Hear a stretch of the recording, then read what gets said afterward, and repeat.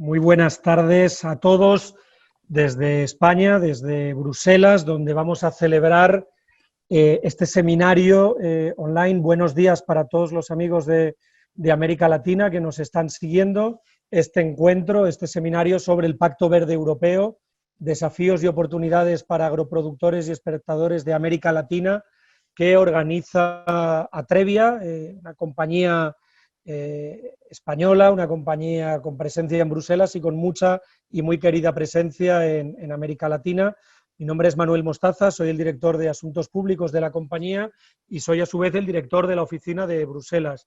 En primer lugar, me van a permitir que disculpe a mi compañero de mesa hoy, a Fernando Quijano, a quien le ha surgido un inconveniente de muy última hora y no iba a poder llegar a tiempo, así que me ha pedido que por favor le transmita a todos ustedes, a los ponentes y a los asistentes, sus disculpas. Y sin más, me van a dejar que haga una pequeña introducción a la temática de lo que vamos a tratar, para presentarles a continuación a los asistentes, a las personas que van a intervenir y cuál va a ser la dinámica de trabajo. Como ustedes saben, el Pacto Verde Europeo, el Green Deal, es una iniciativa de la Comisión von der Leyen desde finales del año pasado, que es cuando se asume, y busca hacer de Europa el primer continente climáticamente neutro a mediados de este siglo, para lo cual quiere modificar varios aspectos de la economía y de la industria. Por la relevancia que tiene, la cadena de suministros de alimentos está también incluida en este programa, ¿no? Esta estrategia de la granja a la mesa, que ha presentado también de manera reciente la Comisión, busca acelerar la transición hacia una cadena de producción y distribución de alimentos con un impacto neutro o positivo en el medio ambiente. Esto supone, como ustedes bien saben, cambios en toda la cadena, desde el agricultor, la industria, los transformadores, los importadores, los transportistas, los distribuidores, etcétera. Se han definido ya objetivos y seguro que ustedes los conocen, y si no me permiten que yo se los recuerde: eliminación del 50% de las sustancias permitidas en la Unión, reducción del uso de pesticidas en un 50%, reducción de antimicrobianos usados en acuacultura y ganadería también en un 50%, y aumento del terreno agrícola con certificación orgánica hasta alcanzar un 25%, ¿no? Como ustedes se pueden imaginar, hay un intenso debate en Europa, sobre un debate sano y un debate legítimo sobre cómo alcanzar estos objetivos, ¿no? Desde Atrevia, que como les digo somos una compañía española con un corazón en Bruselas y otro en América Latina, somos conscientes de la relevancia que este mercado europeo tiene para los agroexportadores de Latinoamérica, y por eso hemos querido generar este espacio esta tarde de julio, esta mañana de julio en Latinoamérica, para que varios miembros del Parlamento Europeo y del sector privado puedan compartir puntos de vista, ¿no?, de cómo esta estrategia va a afectar al mercado latinoamericano. Me van a permitir, por lo tanto, que les presente a quiénes son los panelistas. Tenemos el lujo y el privilegio de contar con 3 miembros del Parlamento Europeo. Están con nosotros Clara Aguilera, diputada por la Alianza Progresista de Socialistas y Demócratas en el Parlamento Europeo. Estará con nosotros también Inma Rodríguez Piñero, que tenía un problema de agenda y se estaba incorporando ahora, también de la Alianza Progresista de Socialistas y Demócratas. Hay un tercer miembro del Parlamento Europeo, exministro del Gobierno de España, Juan Ignacio Zoilo, que es miembro del Grupo del Partido Popular Europeo, y un poco también en representación del sector, de un sector tan amplio, tan plural y tan diverso, del sector agroexportador en Latinoamérica, pues también le quiero dar las gracias y darle los buenos días a Bruno Leone, presidente de la Cámara Nacional de Pesquería en Ecuador. La forma en la que hemos querido plantear el coloquio, la intervención, vamos a intentar que sea lo más ágil posible. Van a tomar primero la palabra los ponentes. Hemos hecho por sorteo cuál iba a ser el orden de intervención. Yo les voy a dar la palabra. Tienen una primera intervención de unos 3 minutos para fijar cuál es su posición y su visión, y una vez que los 4 hayan intervenido, vamos a abrir el turno a las preguntas. Sí, me permito decirles a todas las personas que nos están viendo que por favor planteen las preguntas más que en el chat, en el apartado de preguntas y respuestas. Podemos usar el chat para comentar, para hablar, pero por favor hay un apartado de preguntas y respuestas. Yo les agradezco si ustedes son tan amables de hacer ahí las preguntas. Bueno, interviene en primer lugar, tiene 3 minutos para ellos, intentaré ser flexible en el tiempo, pero les ruego por favor a mis compañeros de mesa que sean rigurosos con el uso del tiempo. Tiene en primer lugar la palabra la eurodiputada del Grupo Socialista, Clara Aguilera. Adelante, Clara. Buenas tardes a todas las personas que nos estén viendo, o buenos días a aquellos que estén en el continente latinoamericano. Quiero agradecer la invitación a este encuentro, a esta reunión, a Atrevia, por permitirme dar mi opinión en un debate de alto calado que tenemos sobre el Pacto Verde y participar con mi compañero Juan Ignacio de la Comisión de Agricultura o Inmaculada de la Comisión Internacional. Decir brevemente, el Pacto Verde es unos objetivos políticos de la Comisión Europea. No estamos hablando de normativa, primera cuestión, sino que es un posicionamiento, un debate político y estratégico que ha establecido la Comisión von der Leyen para la próxima década. Es decir, tenemos una serie de compromisos en Europa con el clima y la lucha contra el cambio climático, que eso ha llevado a que esta comisión haga una serie de propuestas de momento para debatir. Esos objetivos que ustedes han marcado son así, hay otros muchos, porque una segunda cuestión, además de hablar de que es un documento de debate estratégico y que la legislación que continúa el debate empezará a salir a partir de 2021 hasta 2024, o sea, estaremos 3-4 años sacando legislación para cumplir estos u otros objetivos, porque tengo que decirle que el Parlamento Europeo tiene que opinar todavía sobre esta estrategia y por lo tanto tiene mucho que decir. La cuestión importante es que en Europa estamos pasando de hacer una política a la producción agraria hacia una política a la política alimentaria, es decir, mirar desde una vertiente mucho más horizontal todos los elementos, no solo la producción, sino la salud, el medio ambiente, con una mirada horizontal y no vertical, por cajones, como hasta ahora lo veníamos haciendo. Por lo tanto, este Pacto Verde es un reto, no le engaño que esos objetivos que usted ha dicho están causando mucha inquietud en los sectores productivos europeos, evidentemente por lo que supone de eliminar elementos que son sustantivos. Los pesticidas son elementos imprescindibles para luchar en el tema de sanidad vegetal y que por lo tanto hay que tener alternativas. Hay muchos aspectos que toca, no solo eso, sino aspectos también ligados a los acuerdos comerciales y en los compromisos que en los próximos años habrá, y por supuesto en temas de etiquetado y salud humana. Es una vertiente absolutamente horizontal. Es muy interesante que se favorezcan estos debates porque creo que este tipo de política, este tipo de objetivos lo está abordando Europa, pero son los mismos que probablemente estén abordando otros continentes en las próximas fechas. Yo creo que he cumplido mi tiempo y me callo. Muchas gracias a todos. Muchísimas gracias, Clara. Iba a decir precisión prusiana, o sea que perfectamente, muchas gracias. Pues tiene la palabra ahora también para otra intervención de unos 3 minutos el eurodiputado del Grupo Popular Europeo, el señor Zoido, al que también le agradezco personalmente que haya aceptado nuestra invitación para estar aquí esta tarde en Europa, esta mañana en América Latina. Adelante. Decía que muchas gracias, Manuel, y muchas gracias a Atrevia por la organización de este seminario. Y gracias a todos los asistentes y sobre todo gracias a mi amiga y compañera en el Parlamento Europeo, a Clara Aguilera.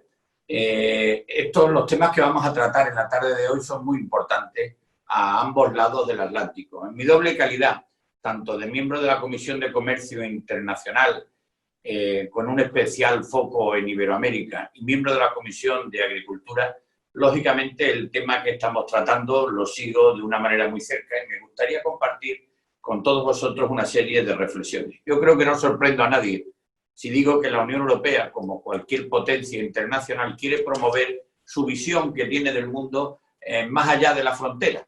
Algunas potencias, como Estados Unidos o China, cuentan con una serie de herramientas muy potentes para poder hacerlo.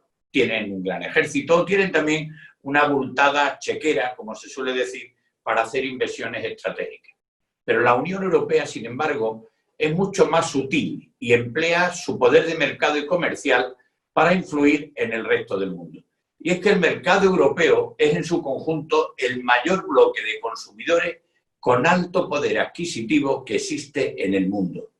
Estados Unidos, por ejemplo, tiene un PIB per cápita algo más elevado que el europeo, es cierto, pero representa a 330 millones de consumidores. China, por el contrario, representa a 1.300 millones de consumidores, pero cuenta con un PIB per cápita que no llega a ser la cuarta parte del PIB europeo. Con más de 500 millones de habitantes y un PIB per cápita de más de $40.000, Europa representa ese gran mercado al que pocos exportadores de gran volumen pueden renunciar. Por eso somos conscientes de que las normas que se aplican en Europa tienen un impacto muy directo en el resto del mundo y un impacto que consideramos muy positivo. Porque afortunadamente las normas que aprobamos en Europa siempre tienen como objetivo una mayor protección del consumidor, una mayor seguridad y calidad alimentaria y una mayor sostenibilidad medioambiental. Este es, en teoría, el objetivo del Pacto Verde, que es ahora mismo el gran proyecto legislativo que estamos diseñando en Europa. Desde el Partido Popular Europeo hemos sido muy críticos con este Pacto Verde, no en cuanto al fondo del asunto, que coincidimos, sino con la oportunidad de presentarlo en este momento. Creíamos y creemos que la situación de la crisis económica que ha traído la COVID-19 no es el mejor contexto para imponer mayores regulaciones a empresas y agricultores. Pero el vicepresidente, que es el responsable directo de la Comisión Europea, el señor Timmermans, ha sido inflexible y parece que el Pacto Verde va a salir adelante sí o sí. Por lo que sí vamos a pelear desde el Partido Popular es por un equilibrio que permita que estos nuevos objetivos tan ambiciosos en materia de sostenibilidad medioambiental sean compatibles con la sostenibilidad económica de las empresas europeas y también de aquellas otras empresas que están en la otra zona del Atlántico. En cualquier caso, los productores agrícolas europeos tienen que hacer un gran esfuerzo de adaptación en numerosos parámetros. Y ya los acaba de detallar también Manuel a la hora de hacer la presentación de la jornada. Por tanto, creemos que es de justicia, y termino, que este esfuerzo de adaptación se vea replicado también por parte de aquellos productores no europeos que venden sus productos dentro de Europa, como sois vosotros. Y para ello os tendemos la mano desde las instituciones europeas, desde el Parlamento Europeo, y trabajaremos para que podáis contar con la asistencia técnica y científica, con el conocimiento y los datos e incluso con la ayuda financiera necesaria para poder conseguirlo. Muchas gracias y quedo a vuestra disposición. Muchísimas gracias, Juan Ignacio. Tiene la palabra ahora, también en esta primera ronda de intervenciones, por 3 minutos, Bruno Leone Piñataro, presidente de la Cámara Nacional de Pesquería de Ecuador. Bruno, tienes la palabra, 3 minutos, por favor. Gracias, Manuel. Buenos días a los que están acá en esta parte del mundo y buenas tardes a ustedes, los que están allá en Europa. Agradecer a Trevia por haberme permitido participar en este conversatorio que lo consideramos fundamental. Como dijo Clara, el mundo tiene que ir a un sistema de que tiene que precautelar su clima, su estabilidad. Tenemos un problema de cambio climático, el mundo está esforzándose por hacer cosas y tomar acciones que nos lleven a controlar ese calentamiento global.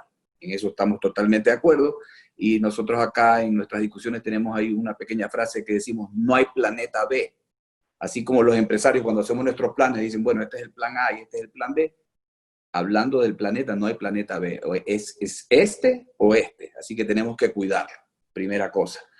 Entonces, este es un problema de todos. Unos más, otros menos. Hay países que contribuyen más, digamos, a la afectación al cambio climático, hay otros que menos. En el caso de los países de Latinoamérica, nosotros somos países, como ustedes conocen, de menor impacto. Es más, aquí en Latinoamérica está el pulmón ecológico del mundo, que es toda la selva del Brasil. En fin, nosotros somos países que afectamos muy poco al ambiente, pero estamos en el concierto del mundo y tenemos que funcionar armónicamente.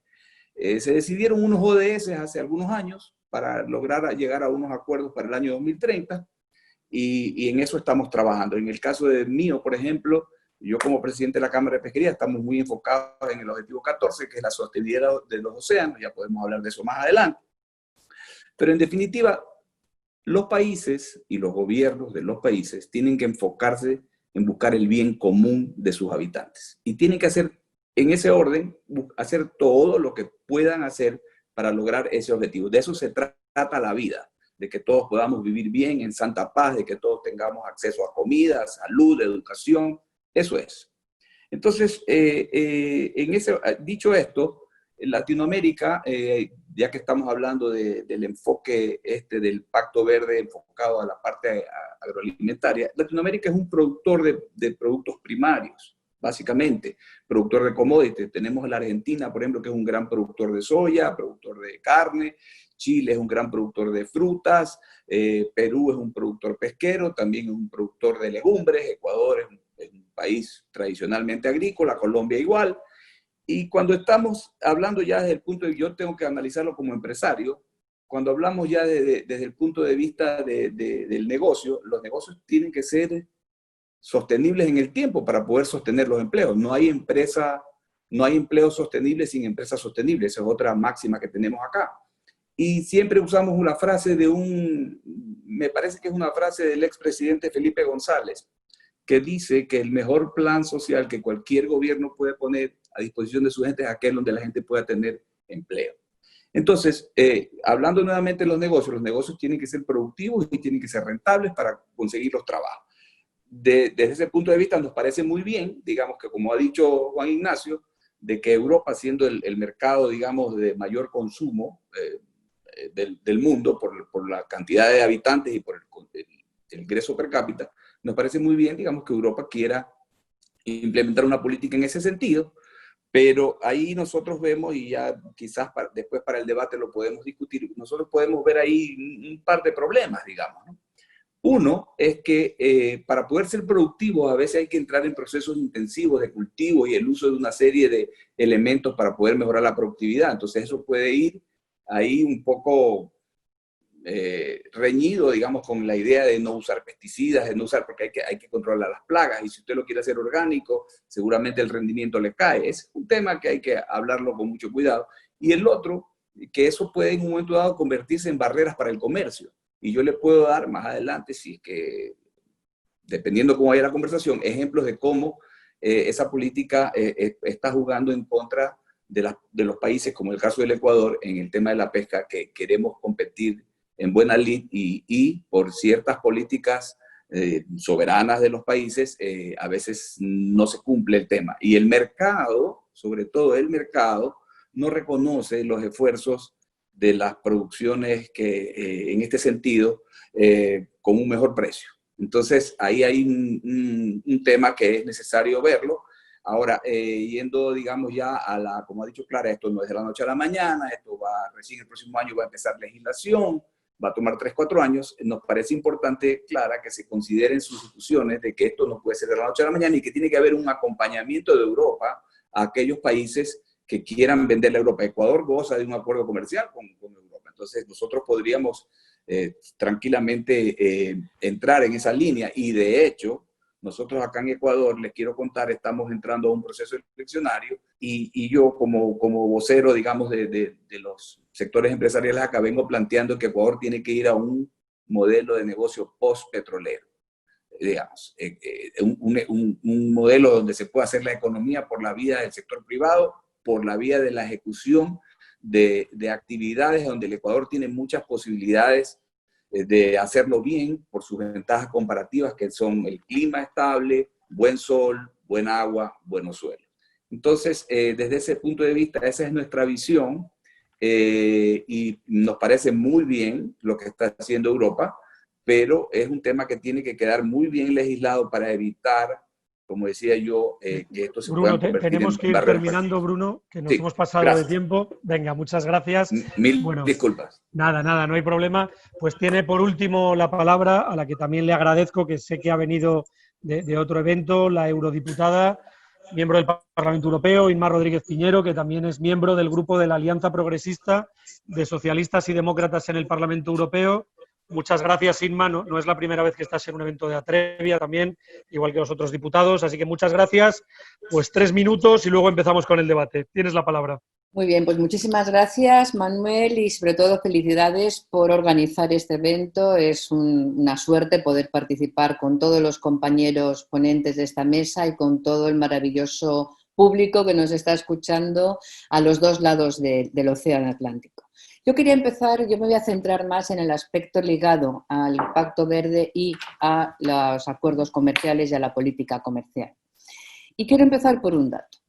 La Unión Europea y Latinoamérica juntos representamos el 25% del Producto Nacional Bruto global y representamos 1/3 de los miembros de las Naciones Unidas. Por tanto, juntos, si cooperamos, si colaboramos, somos capaces de tener mucho más influencia a nivel global. Porque el mundo en el que vivimos y el que dejaremos en el futuro va a depender de esa cooperación global. Creo que el COVID-19 es el mejor ejemplo de que vivimos en un mundo global y un estornudo en China se convierte en un torbellino en Canadá. Nos afecta a todos. Los acuerdos comerciales que yo defiendo tienen por objeto regular mejor las reglas del comercio, porque que vivimos en un mundo global donde el comercio es determinante no cabe ninguna duda. Hoy en día todas las cadenas de valor están absolutamente interrelacionadas y nadie, ningún país, puede vivir por sí solo de lo que produce. Necesita las importaciones de terceros países. Lo importante es cuáles son las reglas que nos dotamos para que ese comercio sea justo, sea equilibrado y sea abierto. Antes decía con buen criterio el señor Bruno Leone el problema de cómo se utilizan como barreras comerciales lo que son estándares fitosanitarios. Yo en este sentido quiero resaltar un tema que es muy importante. El comercio tiene que estar basado en una competencia leal. Y la competencia leal quiere decir que no se pueden utilizar elementos para obtener una ventaja y utilizarlo como una barrera. Los estándares europeos son muy elevados, es verdad, y es un elemento determinante del modelo de desarrollo y de producción europeo. Los estándares sociales, los estándares laborales y los estándares medioambientales. Y lo que tenemos que ayudar y conseguir entre todos es que esos estándares sean homogéneos y sean globales, que sean unos estándares que se den en todas partes, que se respeten los derechos humanos en los modos de producción desde el este hasta el este, del norte al sur. Que los pesticidas son un elemento determinante para garantizar la productividad de los productos, pero por encima de eso está para garantizar la salud de las personas. Y por tanto, los requisitos que exige Europa es que sean fitosanitarios, que sean viables para la salud.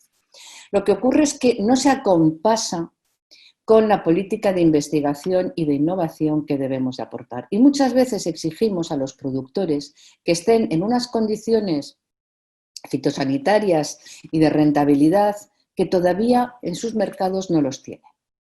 Ese es, yo creo, que el gran debate que tenemos, porque Europa tiene que tener claro, no vamos a bajar los estándares y no vamos a aceptar que haya una competencia desleal. Lo que tenemos que hacer es ayudar entre todos a aquellos países que son mejores produciendo algunas cosas, mejores que otros de la Unión Europea, encontremos la especialización mejor para que a través del comercio todos se beneficien. Porque lo que no debemos de consentir es un modelo comercial que beneficie siempre a unos en perjuicio de otros. No se puede cerrar ningún acuerdo comercial si no hay un equilibrio. Y el equilibrio tiene que garantizar que los beneficios se reparten entre los grandes, los pequeños y los medianos, entre la industria y la agricultura.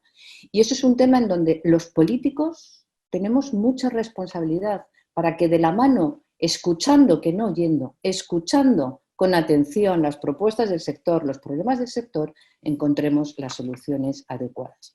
Yo me voy a quedar aquí para que podamos dar tiempo a todos nuestros oyentes y escuchantes. Gracias. Muy bien, pues muchísimas gracias, Inma. Yo creo que muy interesante las intervenciones de cada uno de los 4 asistentes. Tenemos ya muchas preguntas, así que me voy a permitir rogarle a nuestros panelistas que, por favor, cuando quieran intervenir, porque son preguntas genéricas, no van para uno u otro en concreto, pero que sean breves en la respuesta. Entonces, Lanzo la primera pregunta. La primera pregunta nos la plantea desde Ecuador Juan José Pons, coordinador intergremial del clúster bananero. Nos dice: ¿quién va a cargar con los costes de estos objetivos desde su punto de vista? ¿La Dirección General DEVCO plantea proyectos de transición en Latinoamérica? ¿Puede tomar la palabra cualquiera de los eurodiputados? Sí. Adelante, Juan Ignacio. No, ese ha sido uno de los ejemplos que yo he utilizado, vamos, no el caso ese concreto, sino la oportunidad de la presentación de la estrategia de la granja a la mesa. Por tanto, yo creo que sin duda los objetivos que se comparten, el obtener, sobre todo, una mejor sostenibilidad, creo que tiene que ser una parte fundamental. Y desde luego, lo que sí es que tiene que haber unos fondos necesarios y suficientes para poder contribuir y ayudar a los agricultores. En un momento de crisis, por eso yo no creo que sea el momento idóneo para poder hacerlo. Pero tiene que haber fondos necesarios para poder conseguir la adaptación. Y no tiene que ser solo aquí, sino también tenemos que con fondos de cooperación ser capaces de ayudar a productores del otro lado del Atlántico, porque yo así creo que, sinceramente, vamos a ser capaces de aprovechar el retorno de esa inversión que puede hacer Europa en el otro lado del Atlántico, alcanzando una producción mejorando la sostenibilidad del producto. Y también lo que me gustaría es que partamos siempre de una base común, que es fundamental para que haya una lealtad y una equivalencia en las prestaciones. Es que nos vayamos a regir por criterios científicos y no por criterios ideológicos. Por ejemplo, que vayamos a huir de tópicos, porque a veces uno se cansa de escuchar que se produce una deforestación como consecuencia del aceite de palma, y ni en mi tierra ni en mi patria se produce aceite de palma, pero creo que hay que también saber guardar el respeto hacia aquellos países que la producen. O, por ejemplo, el tema del cacao, cuando se utiliza a lo mejor para establecer una barrera, cuando se dice que tiene unas cantidades de cambio superior a el cacao a la permitida. Por tanto, yo creo que tenemos que ser los políticos también muy equilibrados y muy proporcionados a la hora de establecer y saber distinguir lo que es una barrera de lo que es una auténtica colaboración. Por tanto, ese equilibrio es el que yo creo que debemos de establecer. Muy bien, muchas gracias, Juan Ignacio. No sé si Clara, Inma... Sí, vamos a ver, ¿quién paga? Es decir, nosotros tenemos una política agrícola común y hace ya algunos años esta política agrícola común ligada a unos subsidios a la agricultura europea tiene muchos requisitos de condicionalidad que se llama, que son todos estos requisitos medioambientales. Lo que nosotros dice, y coincido con Juan Ignacio, es decir, para eso están las políticas, porque hay un elemento que es verdad. Si tú vas a eliminar determinadas producciones y elementos, la productividad en un primer momento cae y la competitividad. No significa que con la innovación y con la investigación vayas hacia elementos que puedas ir construyendo esa competitividad. Pero nosotros tenemos una política agrícola común. En los primeros años apoyaba las rentas y cada vez más está en el apoyo y condicionada a las cuestiones medioambientales. Donde dice Juan Ignacio, lleva razón, es que si queremos más requisitos medioambientales para nuestros agricultores europeos, necesitamos tener un presupuesto adecuado al esfuerzo y a la menor productividad y pérdida de competitividad que en los primeros años va a haber. Por lo tanto, nosotros tenemos ese sistema. Es decir, otros países tienen otros sistemas de protección, porque subsidios en la agricultura hay de todo tipo y en todos sitios. Hay que tenerlos enfocados o apoyar la renta o apoyar los cambios que te va exigiendo la sociedad, ¿no? Es decir, es un poco lo que quería añadir. Muy bien, perfecto. No sé si, Inma, ¿quieres decir algo? Pasamos a la siguiente. Simplemente por añadir, porque creo que han sido muy completas las respuestas tanto de Juan como de Zoido como de Clara, ¿no? Yo lo único que querría añadir es, cuando nos planteamos que queremos políticas para invertir y para mejorar la calidad de lo que hacemos, tenemos que pensar que efectivamente hay que pagar. Y eso quiere decir que necesitamos una política fiscal tributaria adecuada. Y por tanto creo que deberíamos también de reflexionar qué esfuerzo tributario se está dispuesto a hacer para tener los ingresos adecuados para financiar las políticas adecuadas. Y yo en este sentido creo que en Latinoamérica hay un serio problema de falta de recaudación de ingresos y muchas necesidades de políticas. Y cuanto más falta hace un Estado es cuando hay una situación de crisis y se produce una caída del crecimiento y del empleo. Es cuando más falta hace saber que estemos preparados para esas situaciones. Y yo lo único que digo es, la Unión Europea es el principal agente cooperante en América Latina. Somos el que más dinero invertimos en cooperación, pero nunca será suficiente si no va acompañada de los recursos que los propios latinoamericanos tienen que ser capaces de aportar con sistemas fiscales adecuados, justos y que permitan diseñar las políticas de gasto redistributivas que sean las más adecuadas, porque el futuro siempre llega. Perfectamente. Bruno, te veía con la mano levantada. Te ruego brevedad porque tenemos muchas preguntas para que nos dé tiempo, pero tienes la palabra para añadir. Sí, rápidamente. Primero, yo estoy totalmente de acuerdo con lo que ha dicho Juan Ignacio. Lo que se debe buscar en esta nueva visión hacia el futuro es el equilibrio. El equilibrio entre el deseo de ir a ese objetivo de tener alimentos sanos, sostenibles, etcétera, etcétera, pero en el camino no se pueden morir los negocios, porque si no, ¿quién va a proveer esos alimentos sanos, etcétera, etcétera? Así que en eso quedemos claros. Segundo, Inma, le voy a decir algo rápido. El Ecuador adoptó como moneda de curso local el dólar hace 20 años y eso nos supone una disciplina fiscal muy férrea. Nosotros no tenemos moneda, no tenemos la maquinita para imprimir dinero, así que para nosotros eso es un no. Lamentablemente en la década pasada hubo una época de unos precios excedentarios del petróleo y el gobierno anterior se volvió loco y nos sobreendeudó. Hoy estamos recogiendo el ovillo, por decirlo así, y estamos todos apuntando a ir a una sostenibilidad macrofiscal del Ecuador. Acabamos de llegar a un acuerdo con los tenedores de bonos. Bueno, en el Ecuador se paga impuestos y bastante, Inma, déjeme decirle, la presión fiscal en el Ecuador es de las terceras más grandes de América. Si usted le suma los impuestos que se pagan por impuesto a la renta, el IVA, que es el impuesto al valor agregado, los aranceles, el impuesto a la salida de divisas y la contribución social, estamos seguramente en primero o en segundo lugar, al lado de Uruguay. Pagamos y bastante. Lo que nos parece terrible es que nos sigan metiendo la mano al bolsillo para que se lo roben un poco de sinvergüenzas, ¿verdad? Por la vía del gasto público, y entonces eso es lo que no vamos a aceptar. Gracias. Muy bien. Tenemos una segunda pregunta. Vamos a ver, esta segunda pregunta viene de Sonia Tomasone, de Capeco, Paraguay, que pregunta, en relación a MRLS, ¿tiene en cuenta la Unión Europea que algunas sustancias responden a plagas y enfermedades que son específicas de Latinoamérica? Cuando no hay sustitutos para estas sustancias, lo que se pone en peligro es al productor y la provisión de alimentos.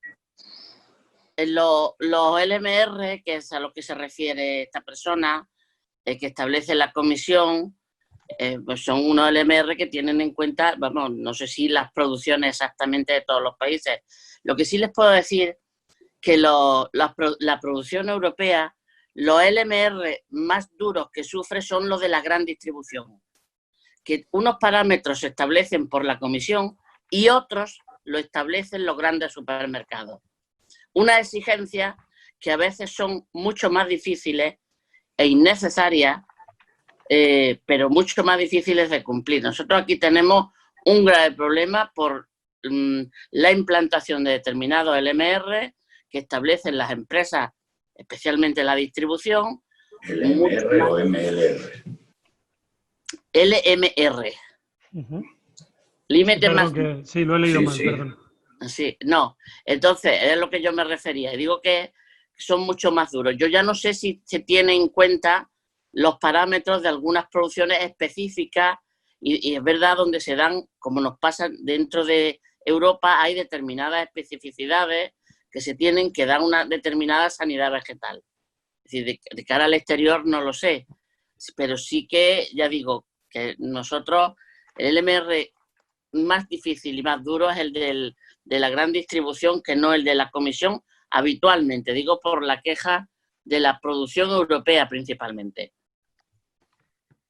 Muy bien, no sé si alguien más quiere hacer algún comentario o si no, pasamos a la tercera pregunta. En este caso, el ingeniero Matías Schiariti de Argentina comenta en su pregunta que la Unión debería tener en cuenta los esfuerzos y desembolsos en inversiones de sostenibilidad, como por ejemplo ellos han hecho, pues poner paneles solares en los techos de sus frigoríficos. La pregunta es, ¿cómo se puede fomentar la inversión de instituciones financieras públicas y privadas de la Unión y de Latinoamérica para hacer este tipo de inversiones en sostenibilidad? Bien, yo creo que, Manuel, el reto que tenemos precisamente es el concentrar y el abordar. Como antes ya hemos comentado, en la estrategia de la granja a la mesa y en la de biodiversidad, sin duda alguna, no supone un desarrollo normativo o legislativo, supone una declaración de principio.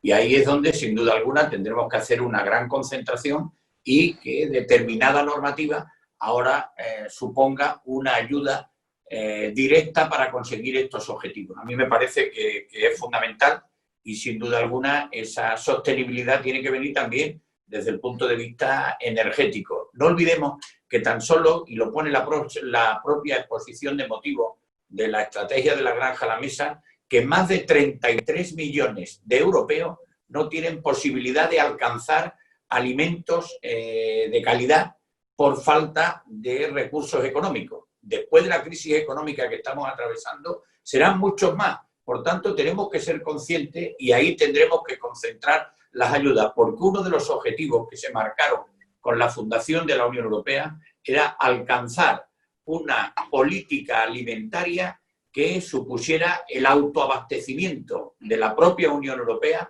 y hacerlo con alimentos de calidad, pero sobre todo también que fueran asequibles a todos los europeos. Hoy ya que hay que extrapolarlo a todos los continentes, sin duda alguna, esa finalidad no la podemos perder. Tienen que ser alimentos de mucha calidad, pero tienen que ser también asequibles, porque si no estamos fallando a uno de los principios fundamentales, que es la igualdad de acceso a esos alimentos de calidad que estamos propiciando. Bien, muchas gracias, Juan Ignacio. ¿Algún panelista más quiere hacer algún comentario? Vale, Inma veo que levanta la mano. Adelante, Inma. Sí, yo creo que es muy, muy interesante. Bueno, todas las cuestiones que están planteando lo son, pero esta en particular creo que es estratégica, ¿no? ¿Cómo podemos ayudar a que realmente canalicemos los recursos hacia las inversiones que son necesarias para los objetivos que nos proponemos y que de hecho compartimos, ¿no?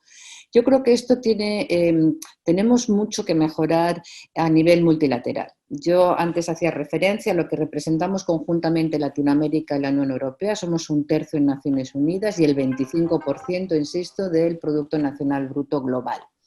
Por tanto, yo creo que si somos capaces de establecer conjuntamente una estrategia para decidir que esas inversiones sostenibles que permitan el desarrollo agrario siendo rentable al ritmo adecuado y cumpliendo los estándares que nos hemos fijado y bajo unas reglas de competencia leal, que en eso insisto mucho, pero si somos capaces de diseñar esa estrategia conjunta, tenemos que implicar a los organismos financieros multinacionales, el Fondo Monetario Internacional, el Banco Internacional de Desarrollo, el Banco Mundial.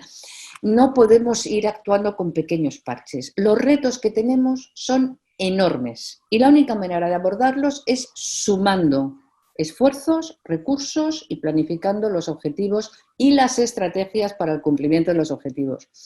De otra manera, estamos desperdiciando recursos y no estamos canalizando adecuadamente las inversiones hacia donde tienen que ir. Era lo que quería añadir. Gracias. Muy bien, muchas gracias. Pues si os parece, paso a la siguiente pregunta y le doy la oportunidad a Clara de responder. Y si Bruno en algún momento quiere intervenir, pues encantado. Clara nos pregunta, Juan Paguada desde Honduras, y en referencia a la asistencia técnica y científica para abordar esta transición, quiere saber si existe una estrategia a seguir con los países de Latinoamérica y, en términos generales, en qué consistiría esta estrategia de asistencia técnica o científica para ayudar a estos productores en este cambio.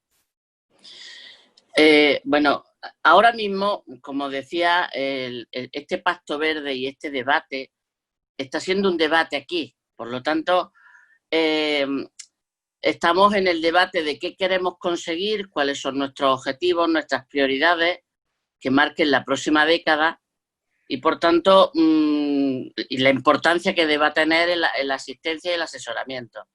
Pero ni siquiera está claro esto, por lo tanto, no tenemos ahora previsto, en el debate no está previsto la asistencia a productores o a los sectores latinoamericanos o de otros países terceros en este caso, porque quizás sea, no porque no sea interesante ni adecuado, sino porque estamos en un momento inicial todavía de debate interno en la Unión Europea sobre esos objetivos del Pacto Verde. Por lo tanto, que ahí es donde decimos, y si me permite, Manuel, lo digo porque he visto algún comentario en el chat, que quede claro que la Comisión Europea ni el planteamiento nuestro no es que se incrementen los subsidios de la PAC.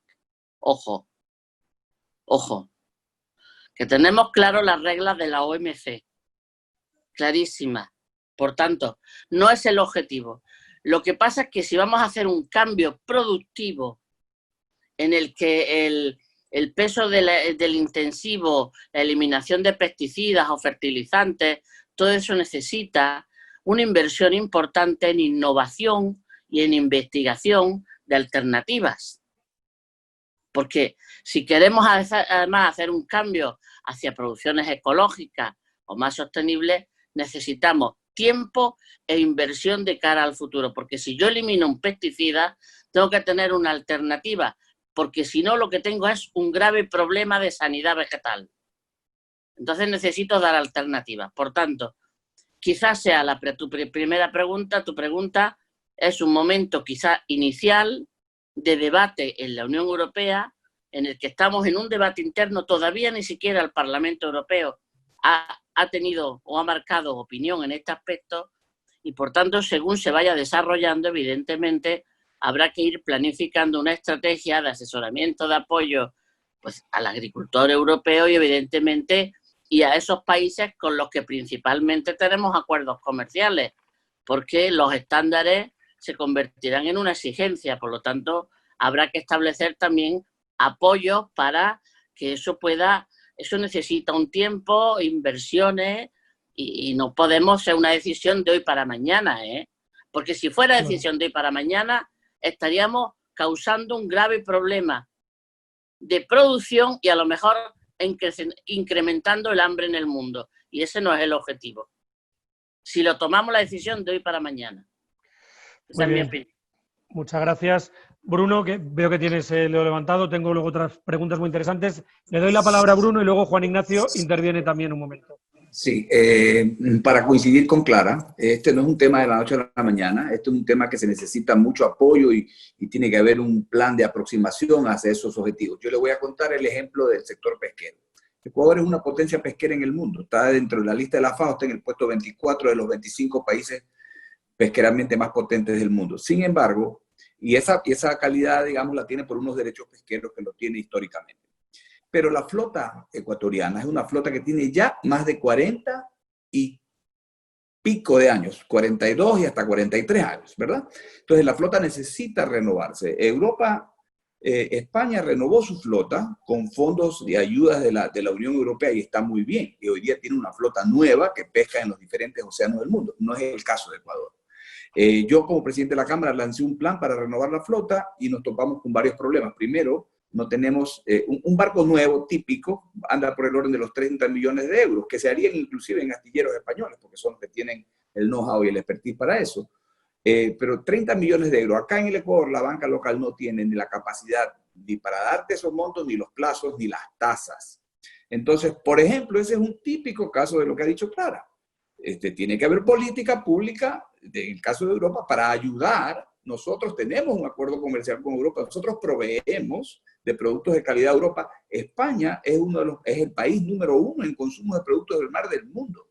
La tendencia de ese tipo de productos está subiendo. Hemos visto hace un mes y medio el reporte de Sofía, el State of the Fisheries de la FAO, y nos dice en ese sentido. Entonces, por ejemplo, este es un típico caso de lo que ha dicho Clara, que necesitaríamos, obviamente conversando y hablando, un esquema para poder ir adecuando la capacidad productiva en ese sentido, que de paso también tiene un impacto positivo en el ambiente porque con motores nuevos, modernos, hay menos emisiones, hay menos consumo, etcétera, etcétera. Así que simplemente intervine para estar de acuerdo con Clara. Gracias. Fantástico. Leonardo, vi que Juan Ignacio quería comentar algo.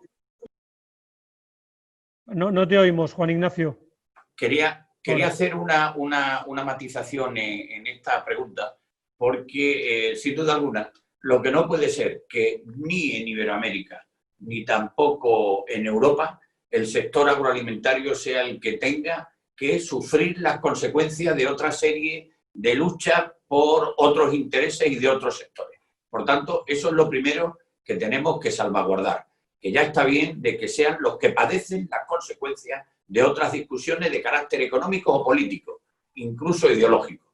Y después hay una cuestión que me parece, sin duda alguna, que tiene una gran trascendencia, porque es una inquietud que estoy percibiendo en amplios sectores del sector primario de la agricultura, de la ganadería y todo lo que es la industria agroalimentaria.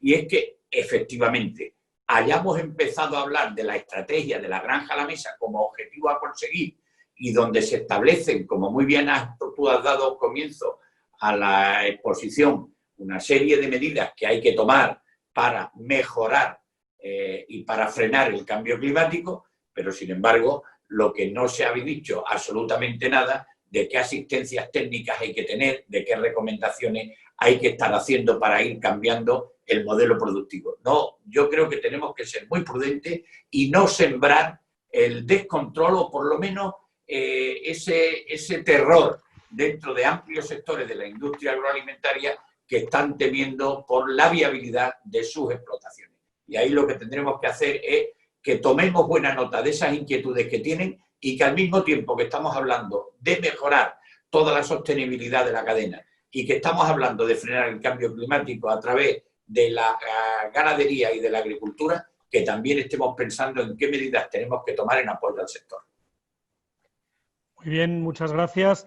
Tenemos muchas preguntas, estamos intentando pues poner aquellas que son más relevantes.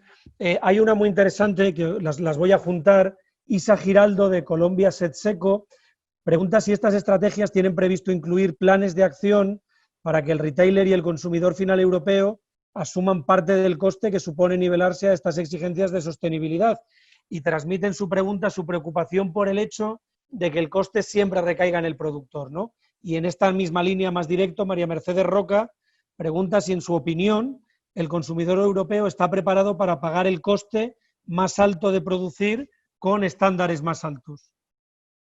Bien, yo creo que este también es un tema clave, ¿no?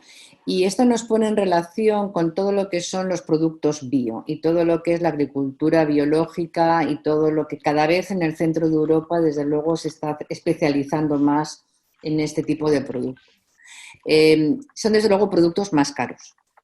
Y es verdad que en Europa hay una demanda creciente por estos productos. Lo que yo no sé tanto, y eso lo dejo en manos de los expertos, si lo que paga el consumidor final más por ese tipo de productos revierte en una mayor rentabilidad para el productor, pregunta una, y dos, si realmente responde a lo que está pagando más por esos productos. Yo creo que eso es un tema que hay que darle vueltas, y los expertos en esto deberían de darnos la suficiente información al consumidor.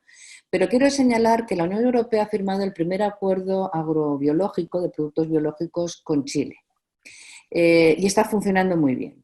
Y yo creo que deberíamos de pensar en qué medida podamos extender los acuerdos para la agricultura biológica, porque creo que es un campo de desarrollo potencial enorme para todo Latinoamérica.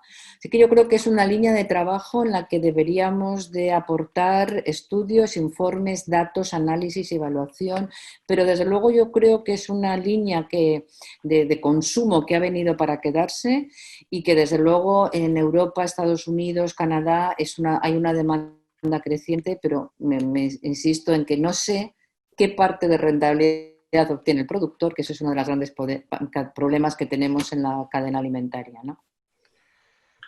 Muy bien, perfecto, Manuel. Juan Ignacio. Muy breve porque estamos acabando ya y quería daros un último turno, pero Juan Ignacio tienes la palabra. No, muy breve. Yo para decir que sin duda alguna, y puedo poner el ejemplo de España, la agricultura ecológica ha supuesto un avance importante, pero ¿hasta qué punto puede incrementarse en unos porcentajes tan altos como se prevén y puede seguir siendo rentable y generar oportunidades? ¿Todo el mercado español puede comprar y acceder a esos productos de la agricultura ecológica o todo no? Y cuando se habla de los consumidores europeos, a mí me gustaría distinguir que no tiene el mismo nivel adquisitivo los países nórdicos que aquellos que residen en países como, por ejemplo, Rumanía. Por tanto, yo creo que tenemos que ser conscientes de la responsabilidad que tenemos a la hora de tener precios asequibles. Y, por tanto, de ahí mi recomendación siempre a la prudencia y, sobre todo, a una buena planificación para que todos los productos puedan llegar y tener al alcance, utilizar esos nuevos métodos para producir de una manera mucho más saludable, pero que al mismo tiempo pueda repercutir en la sociedad en general y no en unos cuantos privilegiados. Perfecto, muchas gracias, Juan Ignacio. Pues me van a permitir todos los asistentes que dé la palabra un minuto en el orden en el que hemos empezado interviniendo. Luego cerraremos el evento y sí que animo a todas las personas cuyas preguntas no han podido ser respondidas que se pongan en contacto con nosotros, que se las haremos llegar desde luego a los eurodiputados o a Bruno en su caso para darles la respuesta. Clara, un minuto. ¿Cuál es el mensaje que podemos dar desde Europa a todos los productores agroalimentarios latinoamericanos para estos próximos años, desde tu punto de vista? Yo creo que tenemos que transmitir un mensaje en el que la sociedad nos exige nuevas demandas y que a esas demandas debemos acercarnos. Hay que tomar las decisiones políticas adecuadas y no llevar a que nuestros sectores económicos se vean en el caos, sino hacia esas nuevas demandas que va yendo la sociedad. Debemos ir tomando decisiones precipitadamente, evidentemente no puede ser, sino que tiene que ser con el tiempo suficiente y con las inversiones que se requieran. Y una última cosa, España ni Europa no dan subsidio a barcos. Hace 10 años la OMC los prohíbe. Ya me gustaría a mí modernizar más los barcos de la flota europea. Hace 10 años que no modernizamos flota, Bruno. Nada. Únicamente ese comentario. Muy bien, muchísimas gracias, Clara, por participar, por aceptar la invitación. Gracias a vosotros. Si hay alguna pregunta específica, te la haremos llegar. Pues Juan Ignacio, lo mismo, un minuto. ¿Cuál es el mensaje para los productores agroalimentarios de Latinoamérica? Yo el mensaje que le quiero trasladar es que han hecho un gran esfuerzo en las últimas décadas para conseguir mejorar la producción y la calidad de sus productos. Por tanto, ese reconocimiento, al igual que se lo hago a todos también los productores en Europa. Y por tanto, partiendo de ese reconocimiento, yo creo que lo que tenemos es que ser consecuente con la importancia y trascendencia del sector y ser capaces de aglutinar en torno a esta estrategia, que es buena en el fondo, para dar todas las oportunidades para que todo el mundo pueda participar de la modernización y de la consecución de una mejora de la calidad y de la producción a un precio razonable, como he repetido hasta la saciedad, porque me parece fundamental, pero al mismo tiempo en una redistribución del precio final del producto en todos aquellos que han participado desde la plantación, la recolecta y toda la cadena de distribución.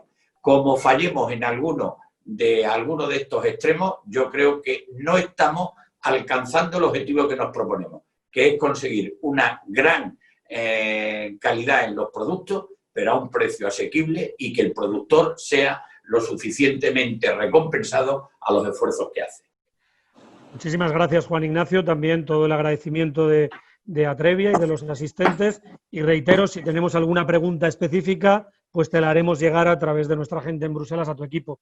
Bruno, en este caso, lo tuyo es un planteamiento a la inversa. ¿Qué le puede decir el sector agroalimentario de Latinoamérica a los eurodiputados europeos, españoles y a las instituciones comunitarias? Te ruego brevedad también. Gracias, Bruno.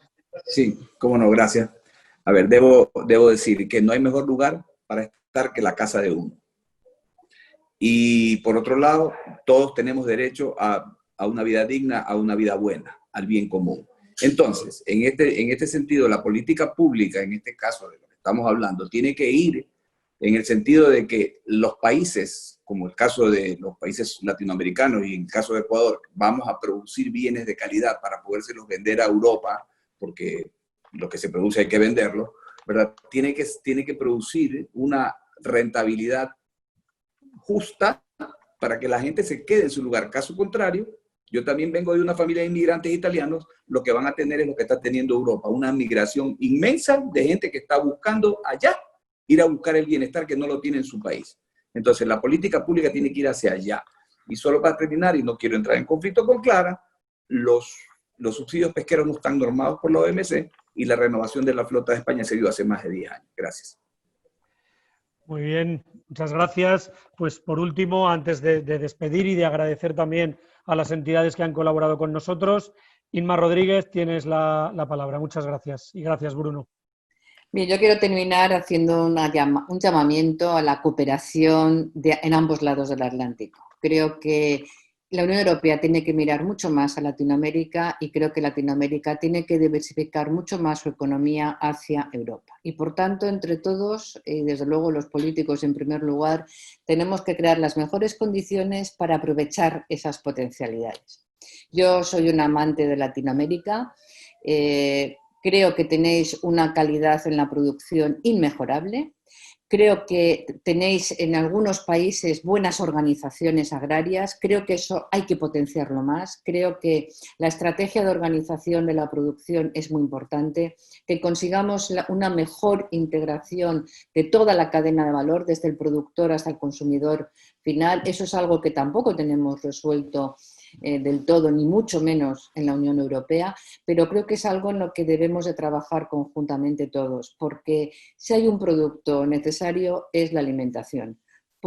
Es el primer elemento, productos de primera necesidad que tienen que tener todo el apoyo, todo el análisis, toda la consideración y todo el esfuerzo para que realmente consigamos esas cadenas de valor de la alimentación donde todos puedan obtener las mejores rentabilidades y los mejores retornos a su esfuerzo. Muy bien, pues muchísimas gracias a los cuatro por haber participado. Reitero nuestro compromiso de haceros llegar preguntas, cuestiones, inquietudes, aprovechando nuestra capilaridad de oficinas en Latinoamérica, en España, también en Bruselas. Y no quiero finalizar sin agradecer a las organizaciones que nos han dado apoyo para celebrar este evento: IFEMA Madrid, Fruit Attraction, la revista Fresh Plaza, ProPanamá, las misiones diplomáticas, en este caso ante la Unión Europea, de República Dominicana, de Bolivia, de Nicaragua, de Colombia, de Honduras y de El Salvador. Con esto ya simplemente buenas tardes a todos en Europa, buenos días a todos desde Latinoamérica y feliz día para todos. Un saludo.